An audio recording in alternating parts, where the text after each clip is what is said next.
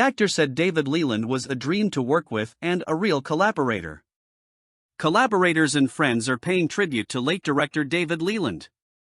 Leland's agency Casarato Ramsey & Associates confirmed that Leland died on Christmas Eve at the age of 82, The Hollywood Reporter and Deadline reported. Several actors who worked on his films throughout his 5-decade career shared statements to honor the filmmaker, including Liam Neeson, who worked with Leland on the 1990 film The Big Man, aka Crossing the Line. David was a dream to work with, Neeson, 71, said. He was a real collaborator, he genuinely loved and admired actors. We formed a close bond. I loved his mischievous sense of humor. You are always in my heart, old friend, he added. See you down the road. Pierce Brosnan, who worked closely with Leland on his first stage production of The Red Devil battery sign at the Roundhouse, said the director holds a mighty place in my heart, according to Deadline. I was just out of Drama Center where David was also an alumni, Brosnan said. It was the thrill of my young lifetime to be cast as McCabe, working with David in Tennessee. David will forever be an essential part of my story and of all who knew and loved him.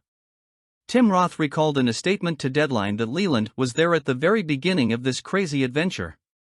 Leland wrote the first movie Roth was ever in, called Made in Britain. He changed my life, and I love him for it. I'll keep him with me always, he said. Leland was born on April 20, 1941, in the UK and had initially trained to become an actor at the Central Speech of School and Drama, according to IMDb. He garnered several small film credits before entering the theater world, working as a manager and director at the Crucible Theater. While working in theater, he got to work with emerging actors like Brosnan, giving him his first onstage opportunity. He also worked with Monty Python actors Michael Palin and Terry Jones. In 1991, he also directed the stage musical of A Tribute to the Blues Brothers, which played on the West End. After several years, his career focus turned from stage to screen, writing several screenplays including Made in Britain, 1982, Birth of a Nation, 1983, and Mona Lisa, 1986. He went on to work on Wish You Were Here, 1987, starring Emily Lloyd, which was the first film he directed. The film helped Leland win several awards, including the BAFTA for Best Original Screenplay and the FIPRESI Prize at the Cannes Film Festival. Leland also directed The Big Man, 1990, and Landgirls, 1998.